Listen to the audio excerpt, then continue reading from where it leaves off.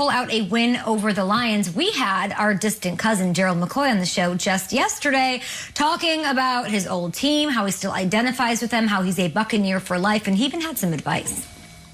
They got to let Tom do what Tom does, what he's made his career doing, which is play action, motions, things of that sort. Because once he run the ball, got to run the ball, stick to the run. Yeah. If you give Tom Brady a run game, opens up the play action, and they'll kill you. They got too many weapons, man. So I believe when they're hitting on all cylinders, they are one of the most complete teams in the league. And they can make a run, but they got to get back to doing what makes them great. Let Tom do what Tom does. Okay, let Tom do what Tom does. The Bucs are in that 6th seed in the NFC, not quite where we thought they'd be in the offseason. Kyle, should any of the power teams, the elite ones in the NFC, fear a matchup with these Buccaneers in the playoffs? Well, the only thing to fear right now is you have to hear that Paul McCartney Christmas song one more time. Just one more time. No one is having a wonderful Christmas time listening to that tripe. However, to answer your question, Kay, listen, the AFC playoffs, AFC's got dogs in it. The AFC playoffs are going to be crazy because everybody can throw huge punches. I look at the NFC. Should any of these teams really be above fearing anyone? I will give the Saints a pass against the Buccaneers based on what they've done to them. But let's just look at the Packers for a second. The juggernaut Packers. You want to fear the Buccaneers? I don't love this team. I've tried. You fear this. You fear their apex powers in which they, for one reason, for one day, for whatever reason, they looked like the best team on the planet against Green Bay. They destroyed them. And if you remember what happened to Green Bay last year against San Francisco, they got destroyed, and they saw them in the playoffs, and they got destroyed. You fear the defense, you respect Brady, but I would just look around the NFC at some of these teams the Bucs might face. Who is going to be so much better than them? I mean, they could face the Bears. The Bears lost 6 games in a row. Seattle lost to Colt McCoy. Seattle almost lost to Dwayne Haskins before he lost to Spearmint Rhino. And worse, the Rams lost to the Jets. So who is not going to just roll over the Buccaneers? It might be wide open. It might be wide open. I don't love this Bucs team. They've not turned into a juggernaut right before our eyes. I've tried since April, but they can still knock off these teams because the NFC, I think, is open. I really do. You're spot on, KB, and it's just having one-punch power. And they do have that. And listen, one-punch power doesn't come in the form of a running game all of the time. Maybe it comes in the form of what happens after the running game gets going. It's just like Gerald McCoy said, if they can run the ball, they can throw the ball. And some of the passes that we've seen this year, some of those deep shots downfield have come off of the running game. When you look at Tom Brady, especially this one, this was a surprising shot down the field to Antonio Brown, who struggled to find his rhythm with this offense. But you see guys like that starting to make plays. Of course, we know when Mike Evans gets going, Chris Godwin, and the big tight ends. If these guys can catch the balls downfield, oh, and shout out to Scotty Miller, that's what's going to help this team. Forget about Tom Brady just nickel and diming and working in between the numbers and keeping everything intermediate. Tom still has the accuracy in the arm to throw downfield. So I could care less about how inconsistent they have been this year. They are finding their rhythm at the right time, and if they can hand the ball off and run it consistently and then take those shots down the field on the sideline and down the middle, they'll be good to go. All of a sudden, this team is starting to look like what Tom Brady wanted it to look like. Run game that opens up the pass game. It's interesting because they came out of the bye week and they beat Minnesota, which was essentially a playoff game for both teams. And then they beat Atlanta last week in a fashion that you might say, yeah, but why couldn't they get started? Why were they down early? Like, what's going on with Minnesota with that game?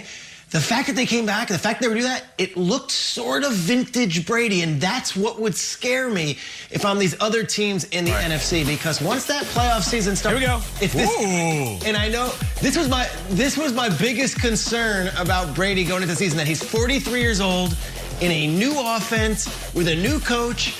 And it feels like, just get me to the playoffs and let's roll with this guy, because no one has been there more than him. No one has more experience than him.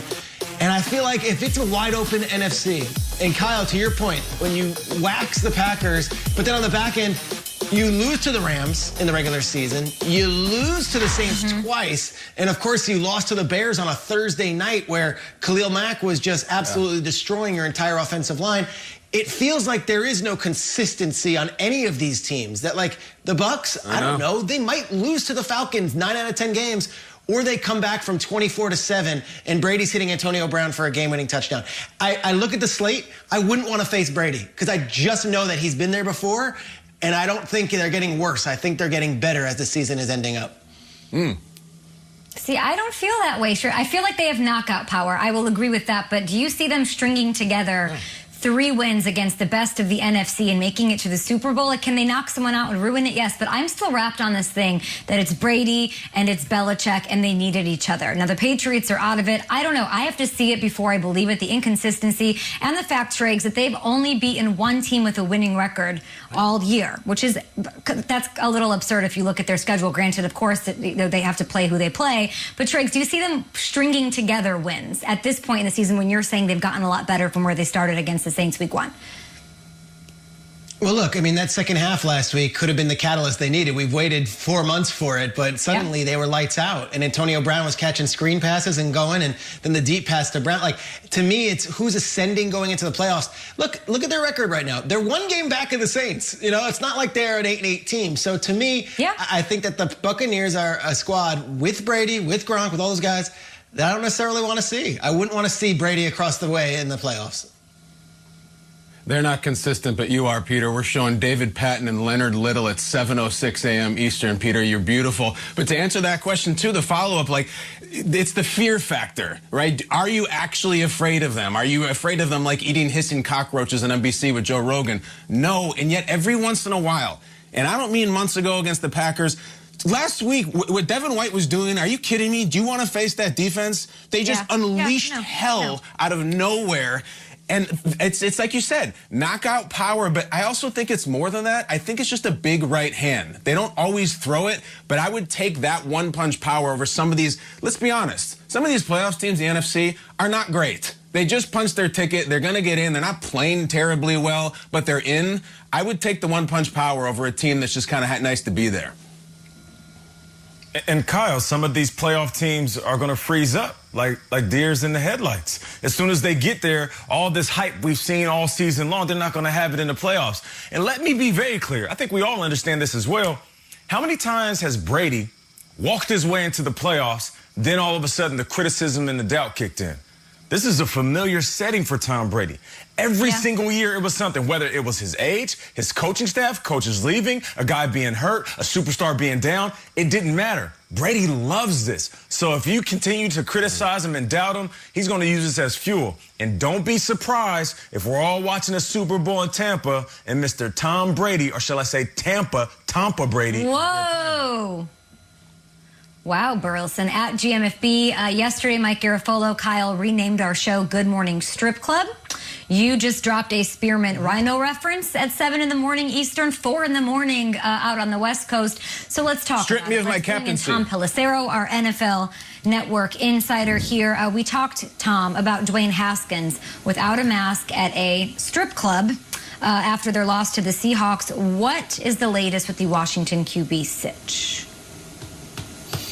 Okay, the Washington football team fined Dwayne Haskins $40,000 and stripped him of his captaincy after those unmasked photos with strippers surfaced on social media following last week's loss to the Seahawks. This is at least the second time that Haskins has been disciplined this season for violating COVID protocols. He also was fined a couple of months ago for bringing an unauthorized visitor into a hotel.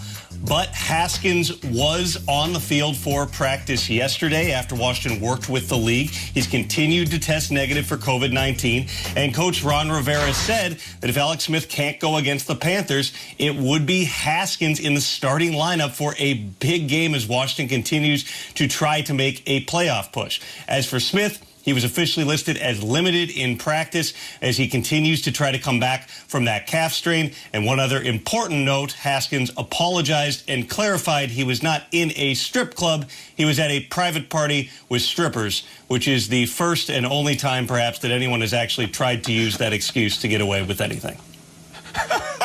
Private club. No, I think I've had ex-boyfriends use that excuse before. It didn't work though. Tom Pelissero, thank you. Talk to you. Wouldn't fly here on NFL Network. Keep it here. Yeah, wouldn't fly. No fly zone with that one. Okay, Christmas Day. Nothing says Christmas